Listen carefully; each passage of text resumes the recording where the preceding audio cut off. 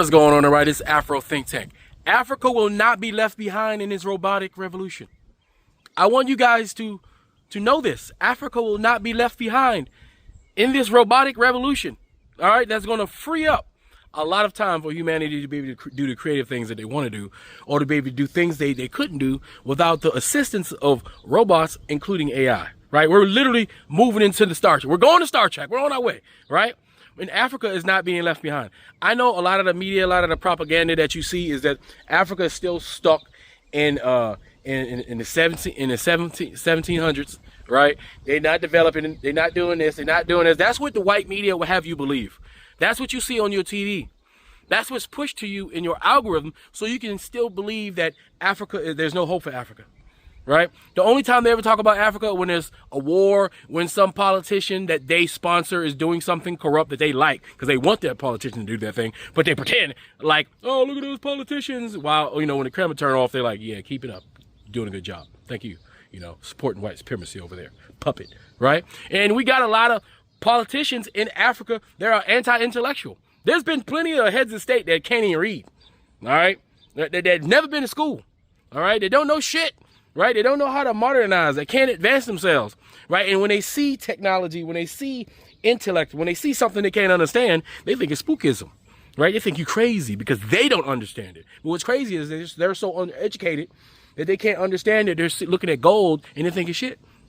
Right? But unfortunately, right, a lot of would-be inventors were held back. Their inventions were never released. Right, where they were never able to pursue the things that they knew that if they could just build this thing, it would make the world better.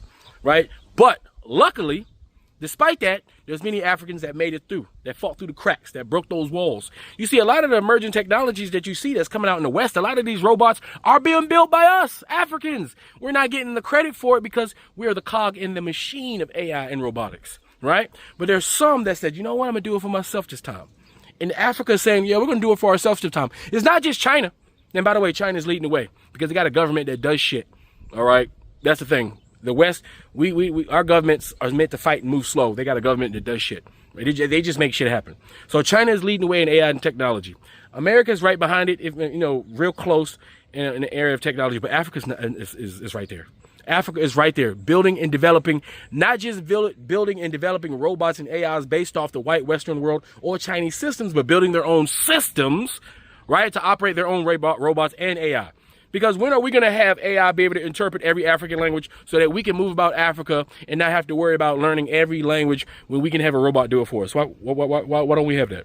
If you notice, all of the daggone language models that you see to learn different languages are all white European language or Asian languages, so white people can learn how to speak Asian languages to go exploit Asia.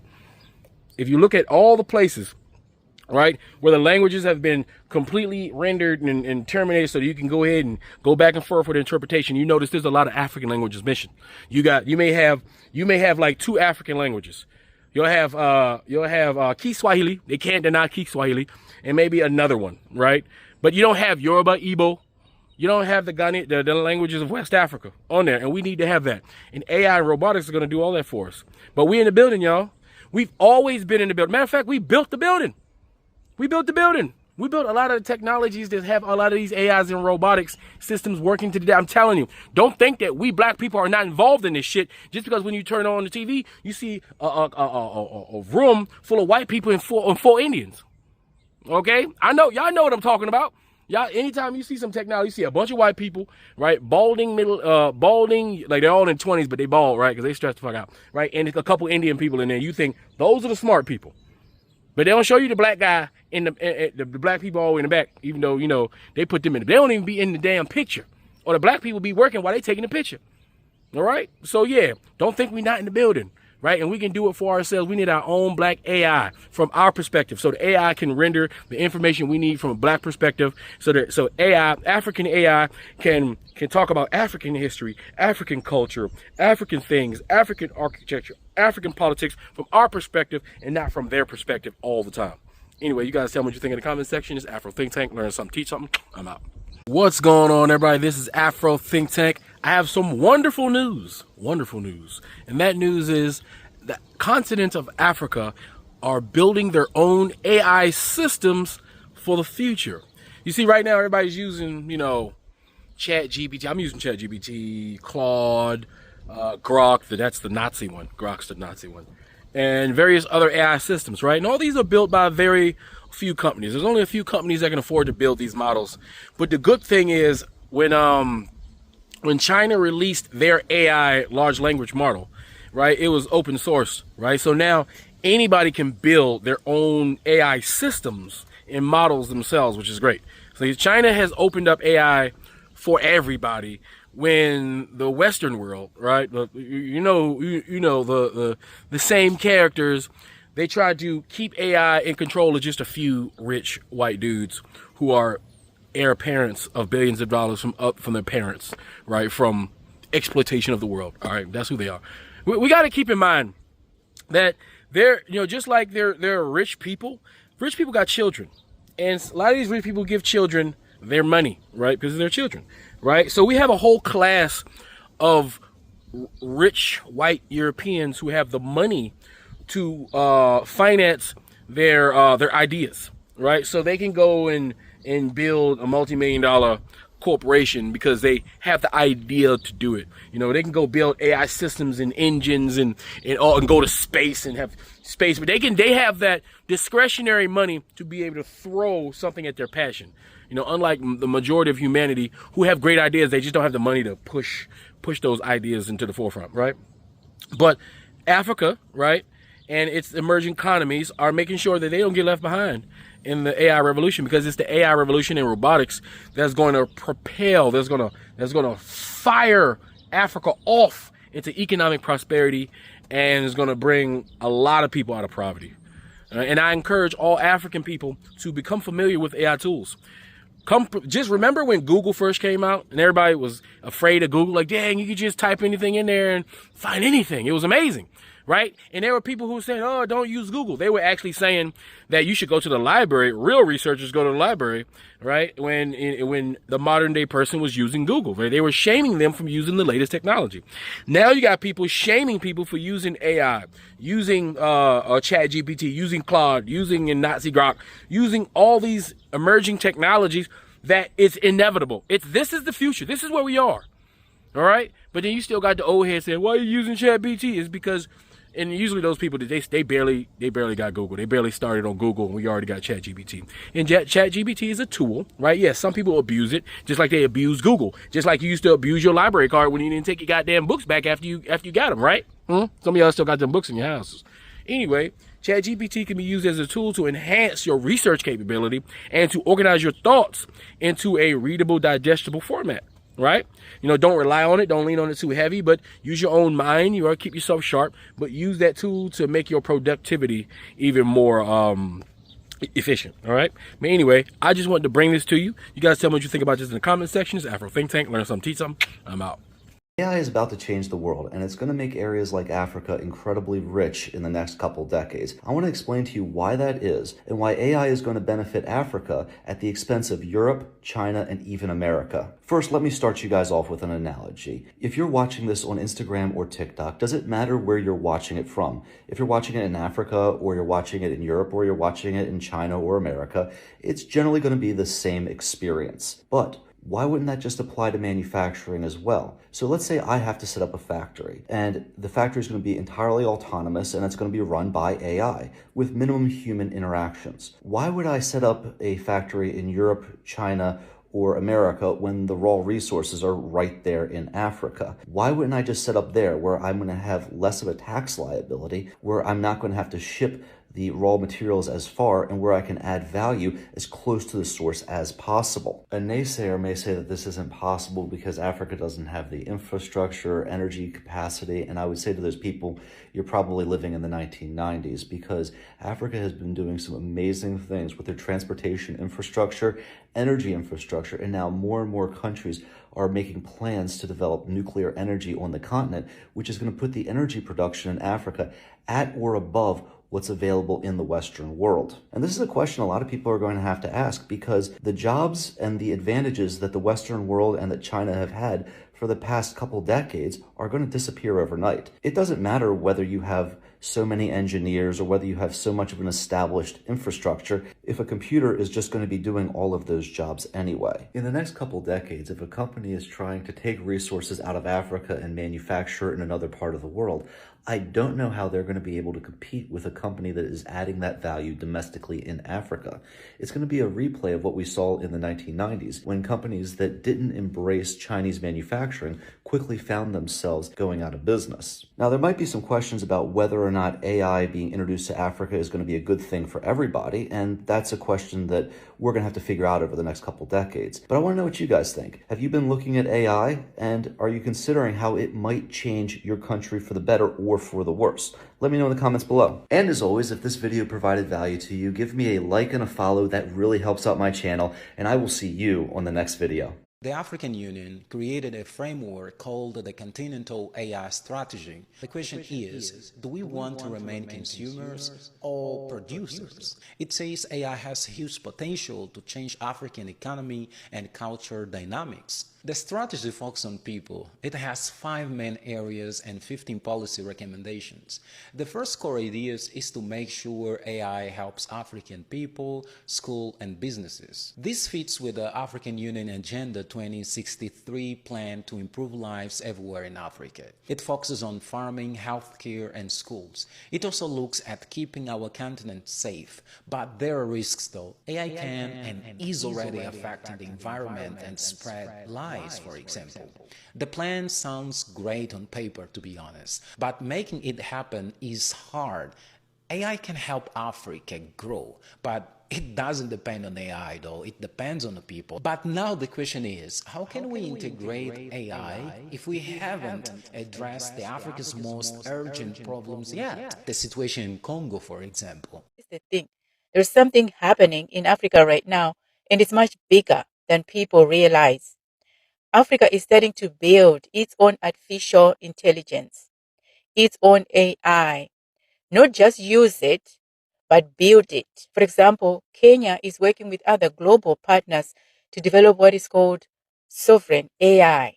And that simply means AI that is shaped by African data, AI that is shaped by African languages, AI that is shaped by African realities, African experiences, real African experiences. It is going to reflect us. Because when it comes to AI, there is a problem that no one talks about. AI is not neutral. AI uses data. It takes data from somewhere, and data tells stories. It reflects what is being put out there.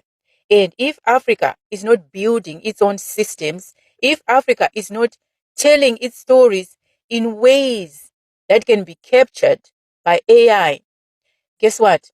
When Africa uses that AI, it is not going to reflect their reality. We see this when you ask AI to create an image. What does it bring up? Sometimes you have to go back and forth to get exactly what you want. So if Africa is not building its own systems, then its realities, our culture, our experiences, our way of life, everything about us is going to be interpreted through someone's lens. It is going to be told through someone else's perspective. And that's how narratives are shaped, quietly, but in powerful ways. Because AI is not just about technology. It's about who defines reality. Your reality. Who is defining it? Who is telling you how you live your life right now? Who is telling other people? Who is telling the world how Africans live? What data is being captured? Because for a long time, Africa has been a part of global systems, but not in control. It has not been in charge. But now something is shifting in Africa. Something is starting to shift. Africa is not just participating in the future. It is starting to shape that future. So the real question is, if we do not build our own systems in Africa, who is going to tell our stories for us? Okay. Ghana is among the first in West Africa to launch an AI data center and a robotic center. But here's the real question. Can they actually scale this, or is it just a high-profile prototype? These centers aim to drive AI research, robotics innovation, and train local talent, signaling that Africa can compete in cutting-edge tech. But the real challenge lies in the fundamentals. Running AI infrastructure demands massive, stable energy, and much of Africa's grid still struggles with consistency. On top of that, high-end GPUs, chips, and robotics components are almost entirely imported. So without a local manufacturing base, scaling beyond a prototype is extremely difficult. AI isn't just buildings and machines. It's an ecosystem of startups, education, cloud infrastructure, government adoption, and investment. West Africa has talent and ambition. But without this integrated ecosystem, these centers risk years of stagnation, serving more as showcases than global hubs. So what do you think? Can Africa realistically build and scale its own AI ecosystem? Drop your thoughts in the comments. AI is learning how to drive cars, how to fly planes, how to diagnose diseases. And this is just going on and on, sector after sector. AI is beginning to achieve superhuman performance. What does it mean for Africa?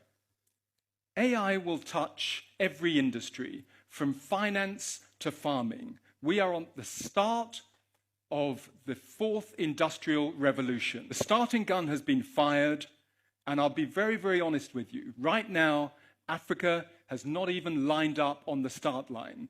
We are sitting in the Lagos Yacht Club,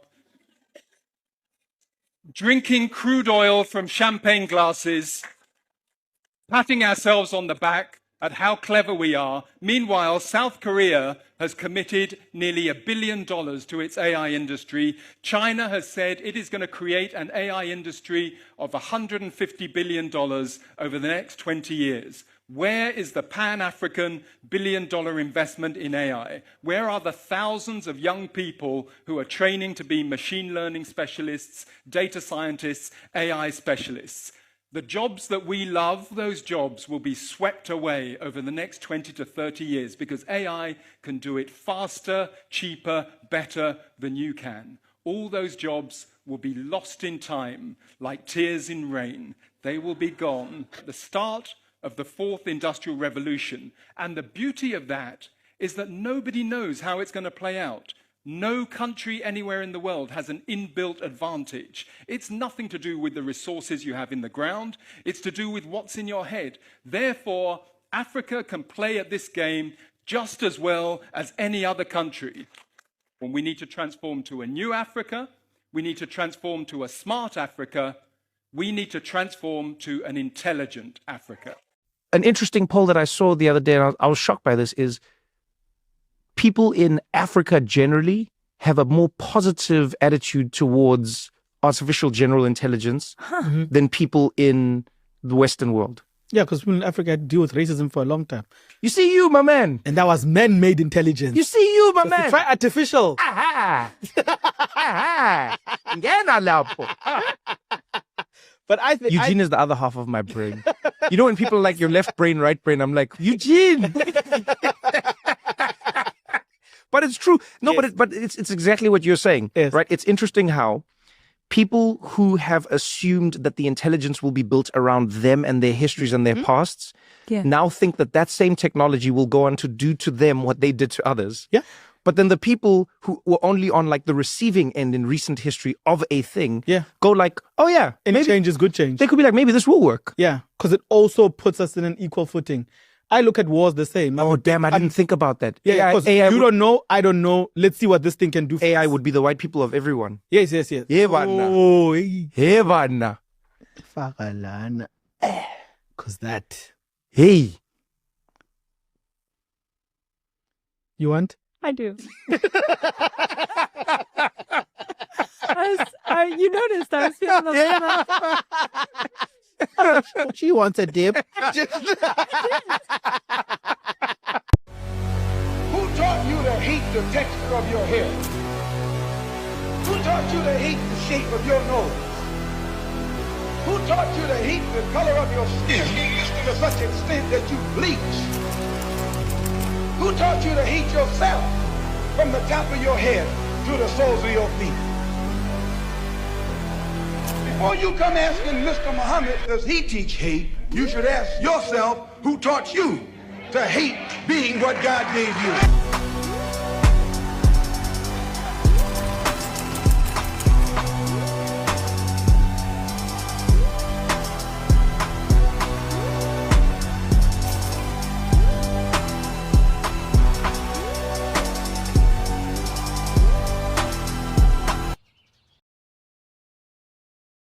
Free Sudan! Boycott diamonds and gold! Free Sudan! Boycott diamonds and gold! We most definitely cannot forget about the people of Sudan! Thanks for watching Afro Think Tank. Don't forget to like, share, and subscribe. And follow me on Substack and Patreon for more content. Remember, it's Pan-Africanism or nothing.